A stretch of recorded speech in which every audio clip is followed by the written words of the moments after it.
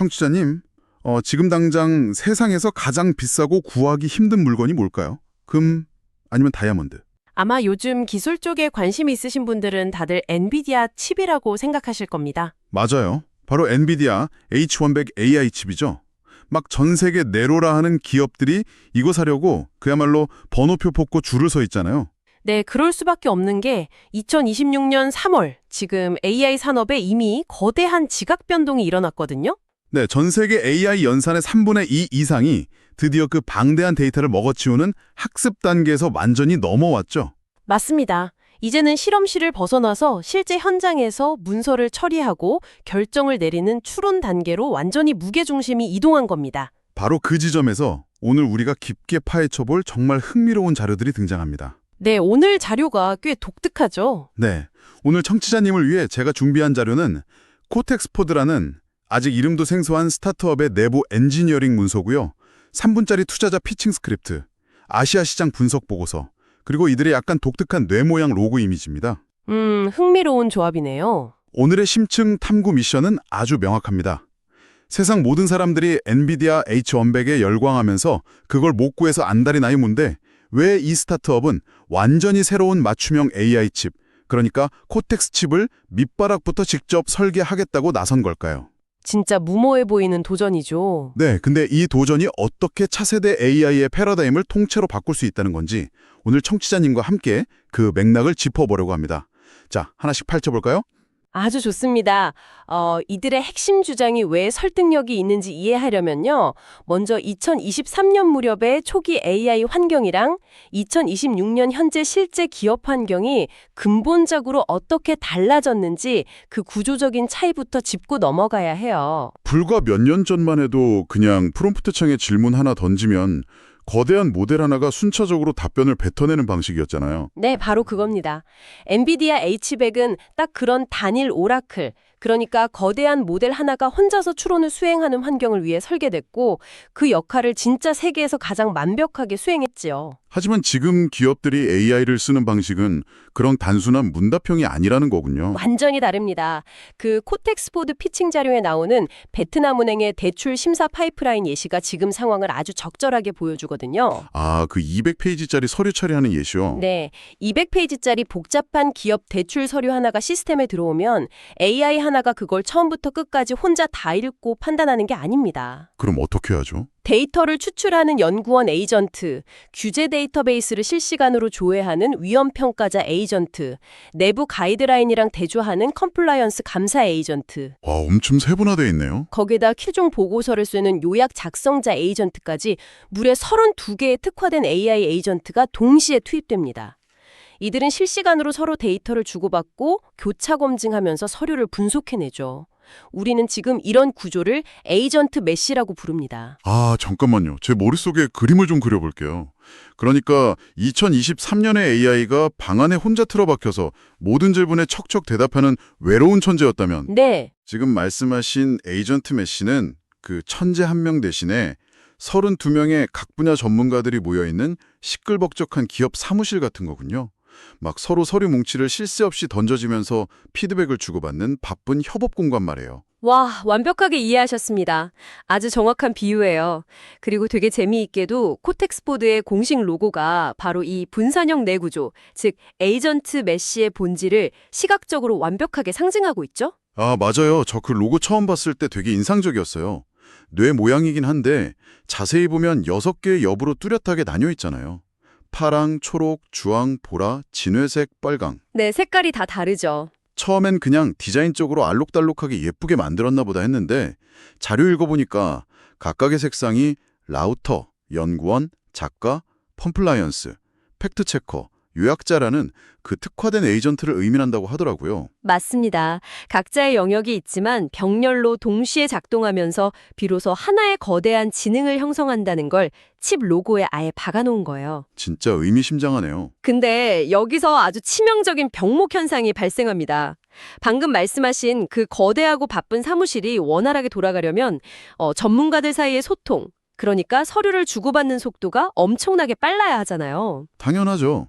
부서끼리 소통이 느리면 회사가 안 돌아가니까요. 하지만 슬프게도 현재 세계 최고의 칩이라고 불리는 엔비디아 H100 위에서는 이 소통이 끔찍할 정도로 느립니다. 칩 성능이 부족해서가 아니고요. 그럼 뭐 때문이죠? 애초에 단일 모델 시대를 위해 만들어진 아키텍처의 물리적 한계 때문이에요. 조금 이해가 안 가는데요. 아무리 그래도 H100이잖아요. 연산 속도가 세계 최고인데 왜 에이전트들끼리 소통하는데 병목이 생기는 건가요? 그게 바로 핵심입니다. 코텍스 포드 엔지니어링 문서에서는 이 근본적인 한계를 세 가지 물리적 이유로 아주 차분하게 분석하고 있어요. 첫 번째 한계가 바로 컨텍스트 용량의 구조적 부족입니다. 컨텍스트 용량이요? 네, H100은 메모리 대역폭이랑 캐시 구조 압박이 오기 전까지 대략 8개 정도의 동시 컨텍스트 스트림만 안정적으로 지원하도록 설계됐거든요. 근데 아까 베트남은행 파이프라인에는 몇 개의 에이전트가 필요하다고 했죠? 32개요? 시작부터 칩 하나가 감당할 수 있는 동시 작업의 수를 훌쩍 넘어버리네요. 그렇습니다. 그래서 에이전트들을 순차적으로 대기시켰다가 실행해야 하는데 여기서 두 번째이자 최악의 문제인 에이전트 간 핸드오프 지연이 발생해요. 핸드오프 지원이요? 넘겨줄 때 생기는 지원 말하는 건가요? 네, 에이전트 A가 작업을 마치고 결과값을 에이전트 B한테 넘겨줄 때 H100 구조에서는 이 데이터가 운영체제의 소프트웨어 스케줄러를 거쳐야 해요. 심지어 PCI 비버스라는 하드웨어 통로를 통해 메인보드를 타고 나갔다가 다시 들어와야 합니다. 소프트웨어 승인을 받고 물리작은 선을 타고 칩 밖으로 아예 나갔다가 다시 들어온다고요. 네, 바로 그겁니다. 그 과정에서 대략 50에서 200밀리초 지연 시간이 발생하죠. 인간 체감으로는 찰나지만 컴퓨터 세계에서는 진짜 억겁의 시간이에요. 와, 에이전트들이 서로 피드백 주고받느라 10번만 데이터를 넘겨도? 네, 실제 최종 답변 나오기 전에 최대 2초라는 엄청난 시간이 순전히 데이터 배달에만 길바닥에 버려지는 셈이죠. 실시간으로 돌아가야 하는 금융 서비스나 고객 응대에서는 2초 딜레이면 진짜 치명적인데요? 맞습니다. 그리고 세 번째 문제가 하이라이트예요. 바로 KB 캐시 중복 연상이라는 건데요. AI가 텍스트 읽을 때 문맥을 단기 기억 장치에 저장해 두는 걸 KB 캐시라고 하거든요. 네네. 근데 H1은 보안이랑 메모리 관리상의 이유로 각각의 에이전트한테 완전히 독립된 샌드박스, 즉 격리된 메모리 공간을 할당해요. 그 말은 4개의 에이전트가 방금 들어온 똑같은 200페이지 서류를 분석해야 한다고 칠 때 네. 칩 입장에서는 4개의 에이전트가 완전히 동일한 문서를 보고 있다는 걸 구조적으로 인식하지 못한다는 뜻인가요? 와, 정확히 짚으셨습니다. 칩은 그게 같은 내용인지 몰라요. 그래서 에이전트 내면이 각각 똑같은 200페이지를 처음부터 끝까지 전부 개별적으로 연산해서 각자의 격리된 메모리에 쑤셔넣습니다. 세상에, 진짜 비효율적이네요. 네, 그 결과 84기가라는 거대한 캐시가 생성되는데 사실 그중 63기가는 완전히 동일한 내용의 중복 연산일 뿐이에요. 엄청난 컴퓨팅 자원이랑 귀중한 메모리 공간을 허공에 날려버리는 거죠. 듣고 보니까 좀 충격적이네요. 하지만 청취자님, 여기서 우리가 합리적인 의심을 하나 해봐야 합니다. 전문가님, 엔비디아는 이 바닥에서 절대적인 지배자잖아요. 그렇죠. 바보도 아니고 이 상황을 가만히 보고만 있진 않았을 텐데요. 올해 초 GTC 2016에서 발표한 다이나모 OS라는 게 떠오르네요.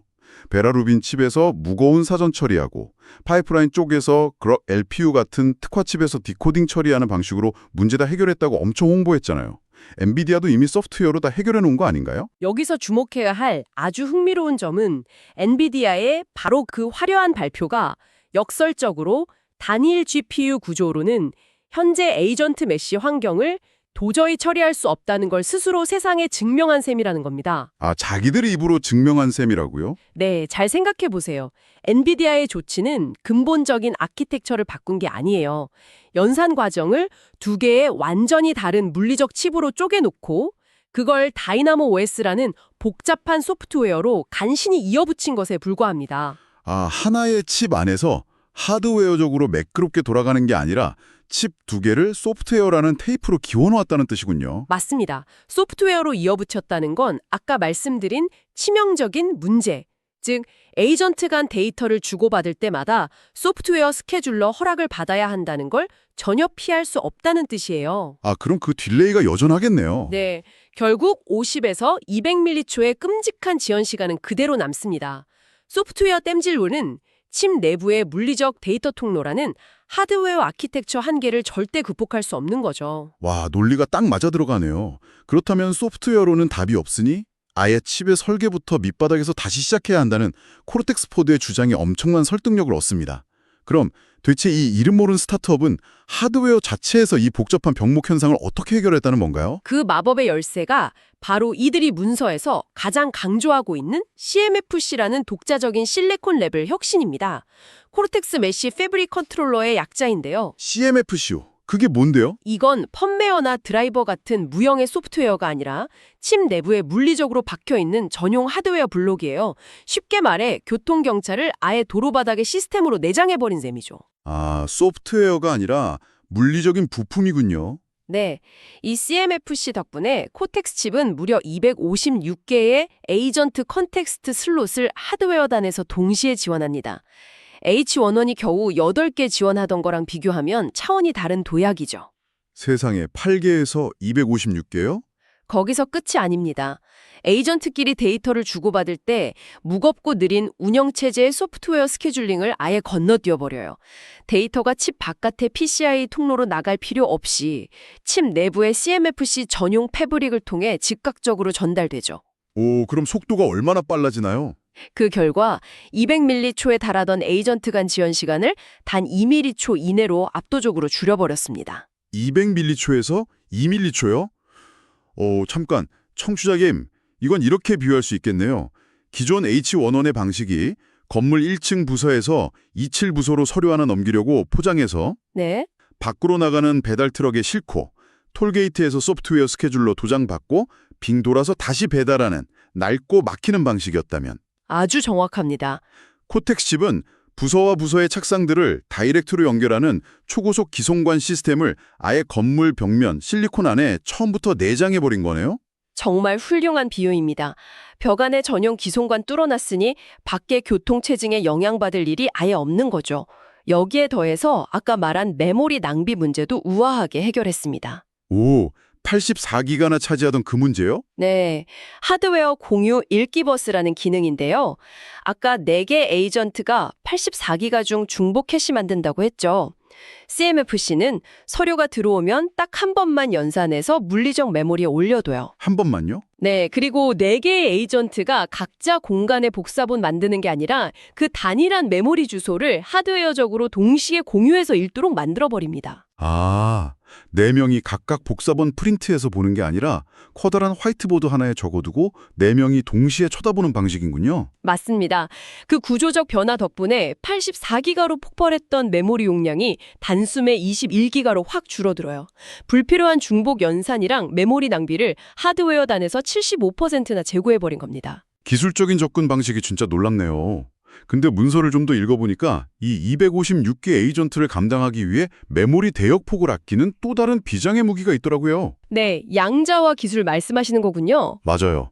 W4A8 양자화라는 기술을 적용했다고 하던데 이건 뭔가요? 약간 이미지 화질 낮추어서 용량 줄이는 압축 같은 개념인가요? 예리한 질문입니다. 원리는 비슷해요. AI 모델이 가진 방대한 가중치 데이터를 원래의 정밀한 16비트 형태에서 4비트라는 훨씬 가벼운 덩치로 꽉 압축해버리는 겁니다. 당연히 칩이 메모리에서 데이터 퍼올리는 부담은 획기적으로 줄어들겠죠. 하지만 보통 화질 압축하면 이미지 깨지잖아요. AI 모델을 그렇게 4비트로 쥐어짜면 모델의 똑똑함, 그러니까 정확도에 심각한 손실이 오지 않나요? 금융권 심사에 쓸 건데 과보가 되면 안 되잖아요. 바로 그게 일반적인 양자화의 딜레마죠. 근데 코텍스포드 엔지니어들이 여기서 또 한 번 기지를 발휘합니다. 압축 과정에서 잃어버리는 미세한 정보들, 즉 오차 데이터만을 따로 모아서 따로 모아요. 네, 칩 내부에 하드웨어 보정 보조 레지스터라는 아주 작고 빠른 특수 공간에 저장해둬요. 그러니까 엄청나게 큰 고화질 사진을 일단 팍 압축해놓고 그 압축 과정에서 발생한 깨진 픽셀들의 정보만 담은 아주 작은 텍스트 파일을 따로 챙겨두는 거군요. 맞습니다. 그래서 AI가 답변 생성하는 찰나의 순간에 메인 메모리에서는 가벼운 4비트의 데이터를 쭉쭉 가져오면서 동시에 이 보조 레지스터가 실시간으로 잃어버린 오차를 보정해줘요. 와, 머리 진짜 좁네요. 그 결과 원래 크고 무거운 16비트 모델이랑 비교해서 정확도 손실을 불과 마이너스 1.4% 수준으로 완벽하게 방어해냈죠. 금융심사나 기업용 문서 분석 같은 B2B 환경에서는 1.4% 오차는 속도 이점 생각하면 전혀 문제되지 않는 미미한 수치입니다. 청취자님, 여기서부터가 진짜 흥미로운 부분이에요. 지금 전문가님이 설명해 주신 이 기술적 우위들 들으면 들을수록 완벽에 가깝거든요. 근데 여기서 우리가 현실적인 질문을 하나 던져봐야 합니다. 어떤 질문일까요? 결국 칩 하나에 $3,000잖아요. 아무리 H100보다 기술적 효율이 좋다고 한들 보수적인 대기업이나 국가기관들이 이름도 처음 들어보는 이 작은 스타트업 칩을 굳이 엔비디아라는 거대한 브랜드를 포기하고 살 이유가 있을까요? 그냥 돈 좀 더 주고 검증된 엔비디아 시스템 소프트웨어로 기워서라도 쓰지 않을까요? 매우 현실적이고 날카로운 지적입니다. 근데 바로 그 지점에서 이 코텍스포드의 비즈니스 전략이 놀라울 정도로 빛을 발해요. 비즈니스 전략이요? 네, 이들은 단순히 성능 좋은 칩을 파는 기술 경쟁을 넘어섰습니다. 철저하게 지정학과 경제학, 그리고 규제가 얽혀 있는 아시아 시장의 특수성을 파고든 것이죠. 아시아 시장 특수성이요. 저 그 시장 보고서에서 흥미로운 대목 봤어요. 이 스타트업이 칩 설계할 때 최첨단 5나노나 3나노 공정이 아니라 오히려 한 세대 구형인 12나노 핀팻 공정을 택했잖아요. 네, 삼성이나 글로벌 파운드리 공정이죠. 전 처음엔 스타트업이라 그냥 돈이 없어서 싼 공정 썼나 했는데 전문가님 설명 듣고 보니까 그게 아니더라고요. 맞습니다. 단순한 원가 절감 차원이 아니에요. 이들이 구형 12나노 공정이랑 일반적인 BGA 패키징을 택한 가장 큰 이유는 바로 공급망의 완전한 독립성을 확보하기 위해서입니다. 공급망 독립이요? 대만 TSMC 말씀하시는 거죠? 맞습니다. 청취자님도 아시겠지만 현재 엔비디아 최신 칩들은 생산을 대만 TSMC 한 곳에 전적으로 의존하고 있어요. 특히 칩이랑 메모리를 바짝 붙여 쌓는 초정밀 코어OS 패키징 공정은 전 세계가 줄을 서도 물량을 못 대는 병목 그 자체잖아요. 하지만 코텍스포드는 그 복잡한 코어OS 패키징은 안 쓴다는 거군요. 네, 이들은 일반적인 메인보드의 칩댐지라는 수준의 흔하고 표준화된 BGA 패키징을 씁니다. 이게 무슨 뜻이냐? 대만 TSMC에 국신거릴 필요 없이 삼성전자나 글로벌 파운드리 등 전 세계에 널려있는 수많은 반도체 공장에서 언제든 칩을 대량으로 찍어낼 수 있다는 뜻이에요. TSMC의 지정학적 리스크랑 생산 병목에서 완전히 탈피한 진짜 천재적인 우회 전략이네요. 게다가 지정학적 규제가 이들에게 엄청난 날개를 달아주고 있습니다. 2025년 1월에 발효된 AI 확산 방지 규정 말이죠. 그 수출 통제 때문에 베트남이나 인도네시아 같은 개발도상국들은 돈 싸들고 가도 엔비디아 H100을 마음대로 못 구하잖아요. 그 부분이 이들의 가장 강력한 성장 동력이에요. 아시아 국가들은 미국 수출 통제 때문에 고성능 인프라 구축하고 싶어도 길이 막혔어요. 게다가 엎친 데 덮친 격으로 데이터 주권 법안들이 연달아 통과됐죠. 데이터 주권 법안이요? 네, 베트남 법안이나 인도, 싱가포르 금융 가이드라인 보면 이 나라들 은행이나 병원은 자국 국민의 민감한 데이터를 해외 서버로 예를 들어 AWS나 구글 클라우드 같은 미국 기업으로 내보내는 게 법적으로 엄격히 금지돼 있습니다. 그러니까 무조건 자국 영토 안에 자체 데이터 센터를 지어서 해결해야 하는데 정작 그 데이터 센터에 넣을 엔비디아 칩은 미국 정부가 안 파는 완전 진퇴양난의 늪에 빠져버린 거네요. 네, 맞습니다. 이때 독자적인 공급망을 가진 코르텍스포드가 구세주처럼 등장하는 거군요. 비용 효율성도 엄청나던데요. 보고서 보니까 그 32개의 에이전트 돈은 베트남은행 파이프라인 구축할 때 H1으로 하면 무려 $96만 에 전력도 22,400W나 잡아먹는다고 적혀 있었거든요. 그렇죠. 엄청난 비용이죠. 근데 반면에 코르텍스 칩은 단 하나의 칩으로 256개의 에이전트를 가볍게 돌리니까 단돈 $3,000에 소비 전력은 300W면 떡을 친다고요. 사실입니다. 바로 이 압도적인 비용 차이랑 저전력 특성이 자본이나 인프라가 상대적으로 부족한 아시아 로컬 기업들한테는 진짜 거부할 수 없는 제한이 되는 겁니다. 와, $96만 대 $3,000라니? 이걸 더 큰 맥락과 연결해 보면 코르텍스포드는 단순히 H100보다 가성비 좋은 칩을 설계한 게 아닙니다. 강대국들의 패권 다툼이 만든 수출 통제, 그리고 아시아 국가들의 규제를 역이용해서 글로벌 빅테크 기업들은 규제 때문에 진입조차 못하는 무주공산의 완박한 틈새 시장을 창출해낸 거예요. 통찰이란 지정학적 레버리지를 동시에 활용한 정말 정교하고 영악한 비즈니스 설계네요. 이야기를 들으면 들을수록 이들의 플랜에 박수를 보내게 돼요. 대단하긴 하죠. 근데 잠깐만요. 청취자님과 제가 여기서 너무 들뜨면 안 될 것 같아요. 세상에 이렇게 모든 게 완벽하게 맞아떨어지는 마법 같은 일은 없잖아요. 모든 게 계획대로 된다면 당장 내일 엔비디아 주식이 반토막 나야 맞겠죠. 네, 현실은 또 다르니까요. 제공해주신 내부 문서를 꼼꼼히 읽어보니까 이들도 자신들의 현실적인 약점을 솔직한 자기평가라는 섹션에 아주 투명하게 적어놓았더라고요. 전문가님, 가장 치명적인 약점이 뭔가요? 아주 훌륭한 접근입니다. 사실 투자자나 외부인에게 공개하는 문서에 이런 리스크를 적어두는 게 하드웨어 스타트업의 진정성을 보여주기도 하는데요. 이들이 안고 있는 가장 크고 치명적인 리스크는 바로 메모리 대역폭의 장벽입니다. 아까 원가 절감하려고 구형 공정 썼다고 했잖아요. 혹시 메모리도 산 걸 쓴 건가요? 현재 AI 칩 속도 결정짓는 건 HBM 같은 초고속 메모리라고 알고 있는데요. 정확히 그 지점입니다.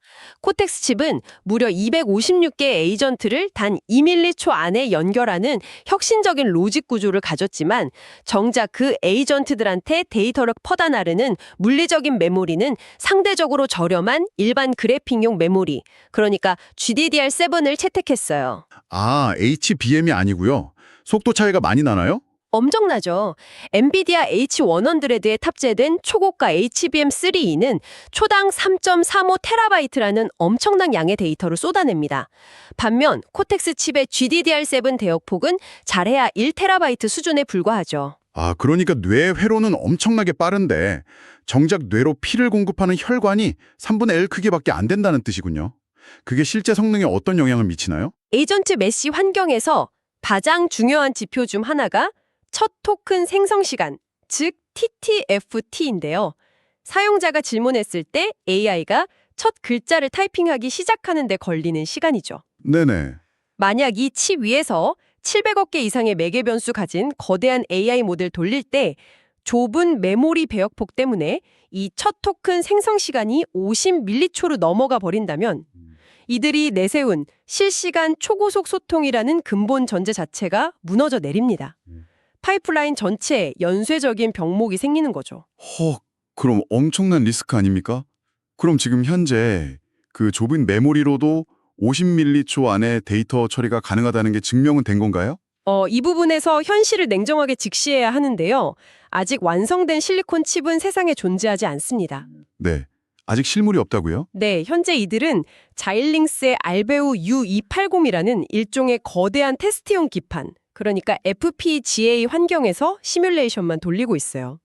게다가 실제 목표 속도의 5분의 1에 불과한 250MHz라는 아주 느린 클럭으로 간신히 구동하면서 내부 로직만 검증하고 있는 극초기 단계죠. 와, 그럼 만약 이 테스트를 통과 못하고 결국 GDDR7 메모리 한계 때문에 실시간 처리가 불가능하다는 결론이 나면 어떻게 되나요? 이 거대한 프로젝트는 거기서 그냥 끝나는 건가요? 놀랍게도 문서에 따르면 그렇습니다. 진짜요? 네, 이들은 이를 아주 엄격한 프로젝트 종단 조건, 즉 킬 크라이테리언으로 명시해뒀어요.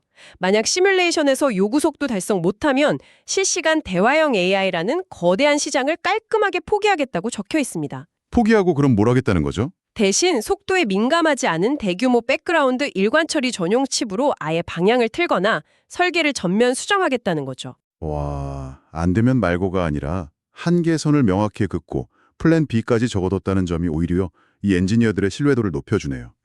다른 리스크는 또 없나요? 소프트웨어 생태계라는 거대한 장벽이 있습니다. 현재 전 세계 네로라 하는 AI 엔지니어들은 엔비디아의 쿠다라는 개발 환경에 완벽하게 종속되어 있잖아요. 다들 쿠다만 쓰죠. 근데 코텍스 칩은 구조가 완전히 다르니 자기들만의 새로운 언어랑 컴파일러를 만들어야 해요.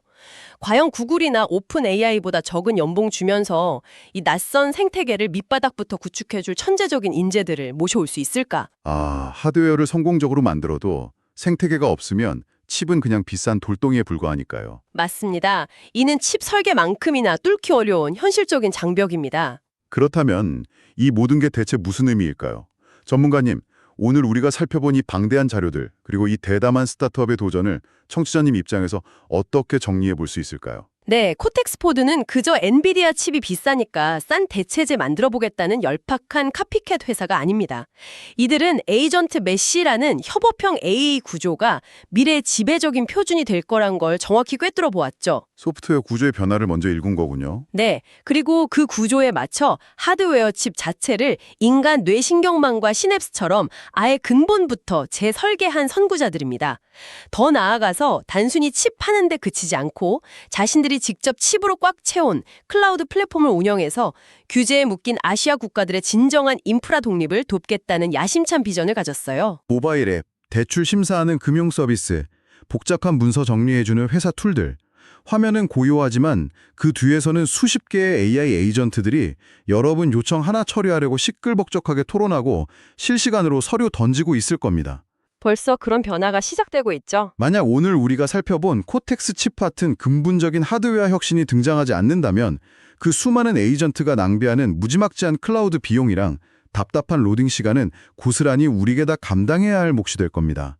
결국 이 작은 스타트업 성공 여부가 우리 삶이 얼마나 빨리 혁신될지 결정짓는 열쇠가 될지도 모르겠네요. 네, 이는 아주 중요한 질문을 던지게 하죠. 컴퓨터 공학 역사를 되짚어보면 언제나 무거워지는 소프트웨어 한계가 새로운 하드웨어 탄생을 강제해 왔잖아요. 네, 항상 그래왔죠. 하지만 청취자님, 한번 발상을 뒤집어 상상해 보십시오. 만약 이들의 계획대로 256명의 각기 다른 특화된 지능을 단 2밀리초 만에 지연 없이 완벽하게 연결할 수 있는 거대한 하드웨어 뇌가 실제로 세상에 등장한다면 어떨까요? 그럼 소프트웨어 쪽에서 반응이 오겠네요. 바로 그겁니다. 소프트웨어 개발자들은 기존 엔비디아 GPU 구조에서는 비용이랑 딜레이 때문에 감히 상상조차 못했던 수백 수천 개의 지능이 마치 하나의 생명체처럼 군집을 이루어 사고하는 완전히 새로운 형태의 군집지능 AI를 창조해내지 않을까요? 와, 소름이 돋네요. 결국 새롭게 탄생한 하드웨어의 형태가 미래에 우리가 맞이할 지능의 진화 방향 그 자체를 아예 결정져 버릴 수도 있다는 겁니다. 방 안에 갇힌 고독한 천재 AI 한 명이 아니라 수백 명의 전문가가 하나의 유기체처럼 사고하고 행동하는 새로운 초지능의 탄생. 그것이 오늘 우리가 살펴본 이 작은 실리콘 칩이 우리 인류에게 던지는 진짜 도발적인 화두인 것 같습니다. 네, 앞으로의 행보가 정말 기대됩니다. 오늘 이야기 정말 꼬리에 꼬리를 무는 생각들로 머릿속이 짜릿해지는 기분이었습니다. 방 안에 갇혀있던 AI를 밖으로 꺼내서 거대한 사무실을 지어주려는 이 무모하고도 매력적인 스타트업의 도전, 과연 현실벽을 넘고 성공할 수 있을지 끝까지 지켜봐야겠습니다.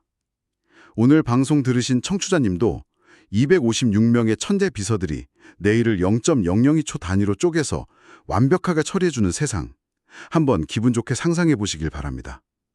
오늘 심층탐구는 여기까지입니다. 계속해서 세상에 대한 호기심 잃지 마시고 다음 시간에도 여러분의 시야를 넓혀줄 놀랍고 새로운 이야기로 찾아뵙겠습니다.